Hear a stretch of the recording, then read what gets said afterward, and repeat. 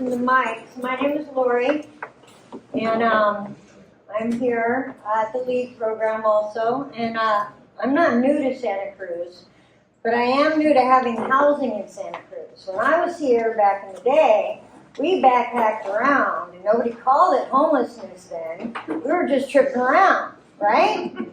So I'm 65 years old, and this was quite a while ago. When I was 15, I moved to Santa Cruz. I ran away from home, got locked up for a while, and then moved to Santa Cruz to get out of LA at 15. And I've been here in Northern California ever since. I hate LA. But anyway, when I first came here, I really didn't know anyone, basically, except for the hippie commune I moved in with at 15. And by the time I became an adult, they were all gone. So I don't really know that many people here in Santa Cruz. But every day I'm getting to meet more people. And now that I'm with League, I really do feel a sense of community. I was so lonely when I first came here in my apartment all by myself, me and my dogs, right? And I have these two big, beautiful dogs. I don't know if some people have seen them, some don't. But I'm just a dog mom, and I stay here and take care of my pups. And I didn't have anything to do except basically surviving and taking care of the pups. So I was working with a case manager, and they introduced me to League. But anyways, I'll get to that later. I should probably go through this. When I got housed here, I said that already, I didn't have any friends.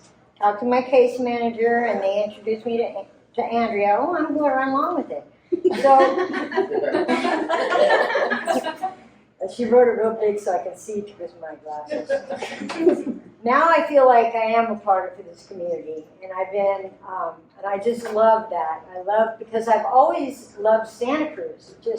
It's been a draw for me. I had both my children here when I was in my 20s, and so for a while though, and especially since I've been older, I felt like I was completely invisible. People would cross the street when they saw me coming, and I don't know. I think it was because of my dogs, because they are big, and it felt so isolating. I felt no sense of community here at first. But housing matters really helped that, and that's why I felt like it was really important for me to volunteer here because they're doing a lot of great work. So when I got with League, I just said that. Here goes. I feel like I'm finally working with community, which I have done off and on throughout my life in different ways, but lost it when I first got here. So I feel like I've lived 3 lives or 4 lives in one life. There's basically my young life when I went to foster care and juvenile hall. I was getting into drugs. I started smoking at 11. So, and at 15 I left and came here, like I said. I was living in a hippie commune, and that was really great because they taught me how to eat organic and stuff like that. So getting clean, I got clean at the age of 30. I started getting clean at 32, finally made it totally clean by the time I was 34. I relapsed during that first 2 years, but I did, and I feel like each life is different. So like there was my using life, which lasted till I was 30. Right? And then now my clean and sober life, which is about 30 years now too. And then my senior life, which is turning into something else. Yeah. So I went all over the world. I worked at a program in San Francisco called SAGE. SAGE is Standing Against Global Exploitation. So I was a case manager there. And actually I'm an exploited woman. And I went all over the world for that job. I went to Bangladesh, Singapore, London, Malaysia, and I've also been to Africa and the Cayman Islands, but that was on my own. I also worked in a shelter. Later on, I worked in a shelter called Hospitality House. It's the oldest shelter in San Francisco. It mainly houses men, which I really didn't connect with right away, but it ended up, it was pretty good. Now I can walk around the city and out there a big guy goes, there goes my angel. Like that, because I would get them housed. Do you know how long it takes to get people housed in San Francisco? Seniors practically die waiting for housing authority. You know what I mean? I've had 3 or 4 of my seniors pass away when I was a case manager there. And switch the page.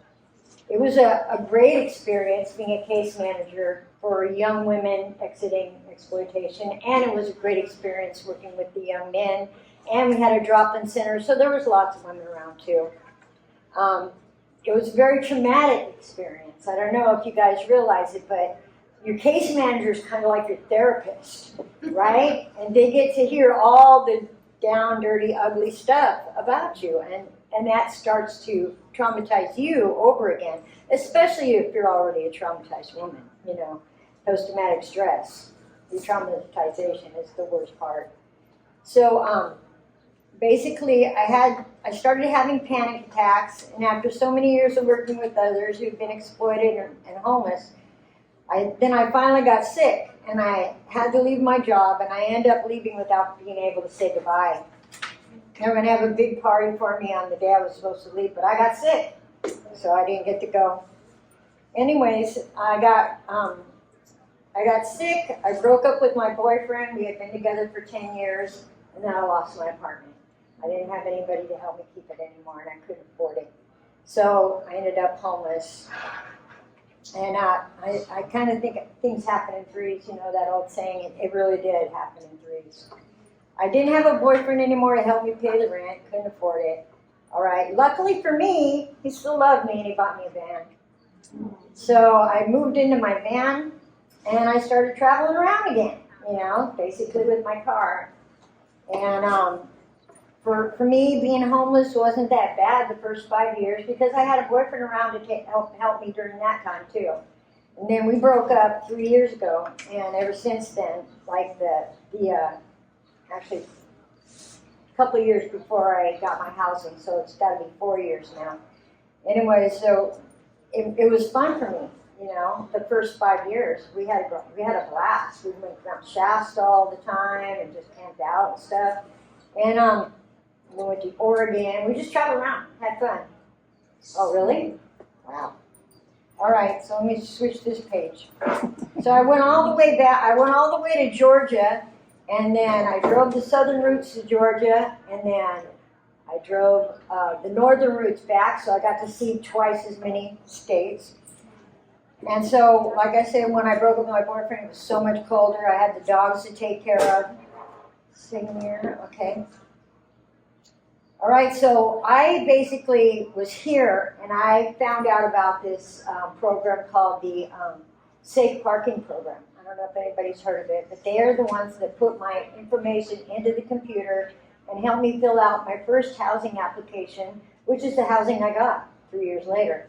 So with the help of Housing Matters, they helped me all the way through the way. They referred me. So the Safe Parking Program referred me to Housing Matters, and I finally got a case manager, and things started just whooping, and I got my place, and here I am. We're in that league, and I'm having a lot of fun with these guys. They're wonderful, wonderful people, and the importance of let's see.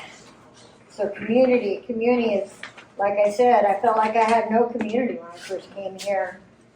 And, but my community up there was the homeless, you know, and wherever I went, basically hanging out with homeless folks, or just anybody.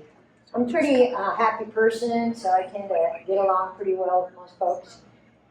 And during the league program just helped engage me in the point where I can get back again, you know, and that's what really counts. If I can touch one person out there and help them to get their own spot, if that's what they want, then that's great. And that's good. I'm good.